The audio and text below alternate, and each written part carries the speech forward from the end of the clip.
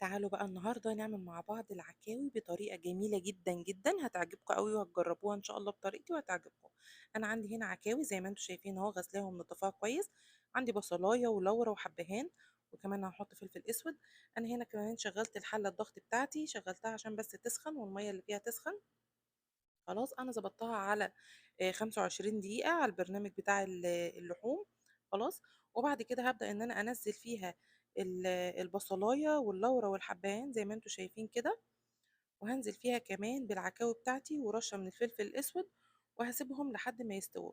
طبعًا العكاوي من الحاجات اللي بتاخد وقت شوية طويل في التسوية بتاعتها زي الكوارع كده، فأنا مش هاكتفي بال25 دقيقة في حلة الضغط، لأ أنا هاسلقها شوية وهاشوفها، هافتح بعد ال25 دقيقة واشوف هالاقيها لسه ما استوتش زي ما انتم هتشوفوا معايا كده في الفيديو دلوقتي.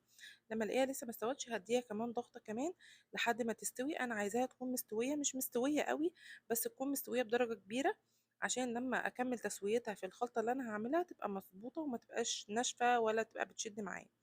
زي ما انتم شايفين كده الحلة لما بيكون جواها مية بتغلي او بتكون سخنة بيبقى قفلها صعب شوية، بس مش ده الطبيعي بتاعها يعني.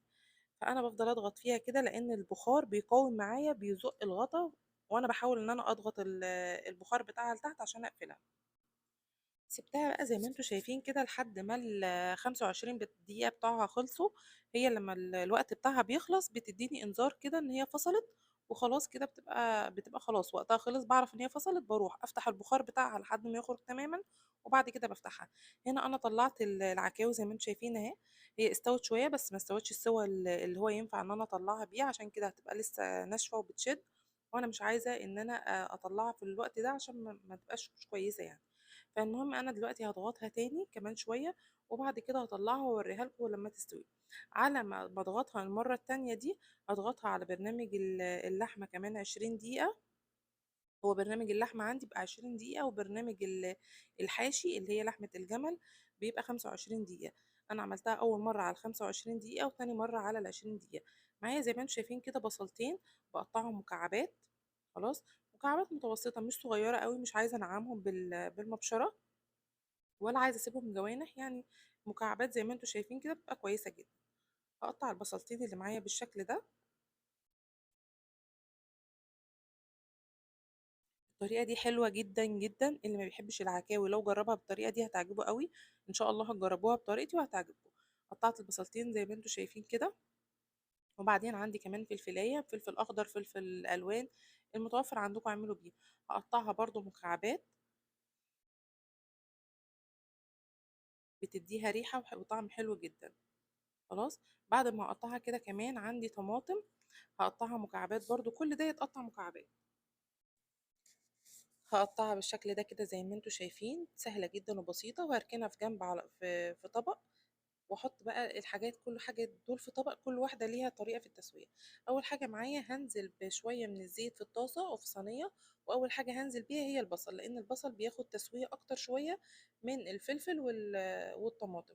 فهنزل بيهم بالتدريج كده، كل حاجة اللي بتستوي اكتر اللي بتاخد وقت في السوا اكتر هنزل بيها الاول. نزلت بالبصل زي ما انتم شايفين كده، هشوحه لحد ما يدبل بس بسيط. انا عايزاه بس مش يستوي تماما ويدوب، لا انا عايزاه يدبل بسيط عشان لسه هيستوي كمان شوية. بدأ يدبل زي ما انتم شايفين كده، نزلت عليه بالفلفل الأول وبعد كده الطماطم آخر حاجة خالص. بعد ما نزلت الطماطم واديتهم تقليبة حلوة كده هبدأ إن أنا أحط التوابل بتاعتي. التوابل عبارة عن إيه؟ معلقة صغيرة من البصل البودر، ومعلقة صغيرة من التوم البودر، ومعلقة صغيرة من الفلفل الأسود، ورشة بسيطة من جوز الطيب. جوز الطيب اختياري، وطبعا الملح ده أساسي. حطيت رشة بسيطة من جوز الطيب زي ما انتم شايفين كده، والملح بتاعي لان انا ما حطيتش ملح. لو انتوا فاكرين انا ما حطيتش ملح في سلق العكاوي، لان انا عارفه ان انا لسه هسويها تاني. بعد ما قلبتهم مع بعض كده وسبتهم يستووا شويه، هنا كانت العكاوي بتاعتي استوت. انا كنت بوريكم كده ان هي استوت شويه اهي، شايفين بقت دايبه ازاي. هنزل بقى في الخلطه اللي انا عملتها دي واقلبهم مع بعض، واديهم كمان يعني هما كده انا لو سبتهم هما هينشفوا. انا هديهم كمان حوالي كوبايه من الشوربه اللي احنا عملنا فيها العكاوي عشان تكمل تسويتها فيها. قدامكم حل من اتنين، لا اما هتسيبوها تكمل تسويتها كده في الصينيه دي، وبعد كده تحطوها تاخد لون في الشوايه، او تعملوا زي ما انا هعمل دلوقتي. انا هنا زي ما انتم شايفين كده زودت الشوربه، وهغطي عليها واسيبها لحد ما تستوي شويه. خلاص. وهرجع لها تاني. هنا بقى خلاص هي كانت استوت زي ما انتم شايفين كده، وشايفين الخضار بتاعها داب وبقى عامل ازاي، وكله خد من بعضه. العكاوي خدت من طعم التوابل والخضار اللي هي متسويه معاه بالشكل ده كده. هنزل بقى بيهم في طاجن بايركس كده زي ما انتم شايفين. وده مش اكتر غير انه انا عاملاه عشان هقدمه في الطاجن بايركس، بس عادي جدا ممكن تعملوه في الصينيه دي وتدخلوه تحت الشوايه وتغرفوه في اطباق عادي. انا كنت عايزه اقدمه في الطاجن البايركس كده، ففضيته زي ما انتم شايفين، لان ما ينفعش احط البايركس على البوتاجاز. فضيته كده وبعد كده هدخله الفرن تحت الشوايه ياخد لون ويبقى جاهز معايا.